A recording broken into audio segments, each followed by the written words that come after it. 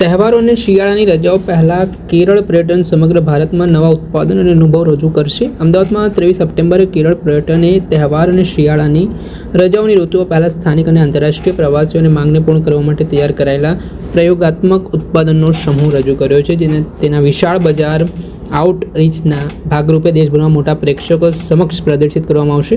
સલામત અતથ્યશીલ સ્વાગત સ્થળ તરીકે કેરળને ઓળખવાના વધારવા ઉપરાંત મુખ્ય ભારતીય શહેરોમાં આયોજિત આઉટરીચ વિવિધ આકર્ષક ઉત્પાદનો અનુભવ પ્રકાશ પાડશે, જેમાં રાજ્યના પ્રવાસન નકશા અને નવા ઉમેરાયેલા સ્થાનોની શ્રેણીમાં સમાવેશ, સમય પરીક્ષણ કરાયેલા બેકવોટર દરિયા કિનારા તેમજ પ્રવાસન મંત્રી શ્રી P.A. મોહમ્મદ રિયાઝે જણાવ્યું હતું કે જ્યાં પહેલાથી જ આગમનનો મોટો ઉછાળો જોવા મળી રહ્યો છે, તેને ધ્યાનમાં લઈ આગામી ઝુંબેશ કેરળના પ્રવાસને વધુ વેગવંતુ બનાવવા માટે કરવામાં આવશે.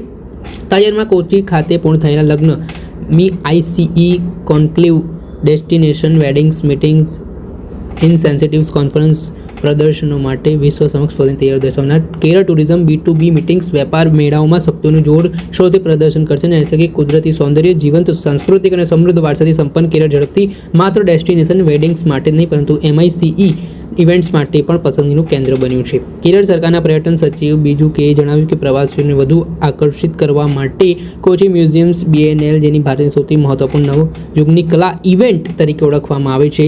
કેરળના પ્રવાસન નિર્દેશક શ્રીમતી શિખા સુરેન્દ્રએ જણાવ્યું કે નવા પ્રોજેક્ટની સાથે રાજ્યની મુખ્ય સંપત્તિ જેમ કે દરિયા કિનારા, હિલ સ્ટેશન, હાઉસ બોટ અને બેકવોટર સેગમેન્ટ મુલાકાતીઓના અનુભવના સંપૂર્ણતાને અનુભવ મેળવવામાં અનોખો, જેમાં હાઉસબોટ, કારવા સ્ટે, પ્લાન્ટેશન મુલાકાત, જંગલ રિઝોર્ટ, હોમ સ્ટે, આયુર્વેદિક આધારિત વેલનેસ સોલ્યુશન, સાહસિક પ્રવૃત્તિઓ અને ગ્રામ્ય વિસ્તારોમાં ફરવા જેમ લીલાછમ ટેકરીઓ પર ટ્રેકિંગનો સમાવેશ કરવામાં આવ્યો છે. ત્યારે આ જે કાર્યક્રમ હતો તેમાં નવીન માર્કેટિંગ સંચાર અભિયાનને માન્યતા આપતા કેરળ પ્રવાસનને તાજેતરમાં તેના મીમ આગેવાની હેઠળના સોશિયલ મીડિયા ઝુંબેશ શ્રેણી પાટા ગોલ્ડ એવોર્ડ 2025 એનાયત કરવામાં આવ્યું છે. ટ્રાવેલ ટ્રેડ નેટવર્કિંગ પ્રવૃત્તિને 23 સપ્ટેમ્બરના રોજ અમદાવાદમાં ભાગીદારી મીટ સાથે શરૂ થશે. ત્યારબાદ સપ્ટેમ્બર અને ઓક્ટોબર દરમિયાન સુરત, મુંબઈ, પુણે, ચંડીગઢ, નવી દિલ્હીમાં B2B મીટ યોજાશે અને માર્કેટિંગ આઉટરીચ આગામી દિવસોમાં તે શિયાળાની રજાઓની ઋતુમાં લાભ લેવાનો પ્રયાસ કરવામાં આવશે.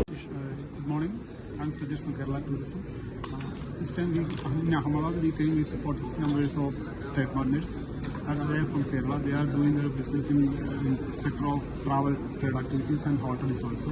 They have counterparts in Ahmedabad also. And this time Kerala mainly focus on the MICE sector and the destination wedding. Kerala has good numbers of sceneries and hill stations and beaches.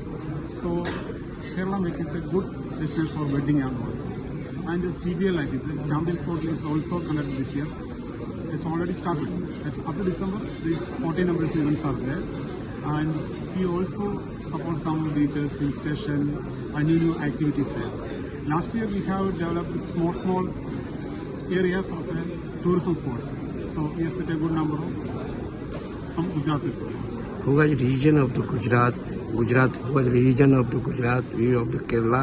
Okay. Last year when you take the status, around 3+ lakhs of Gujarat people visited Kerala. Yes, thank you. દર્શક મિત્રો, આવા જ video જોવા માટે એનકવરેજ news જોતા રહો.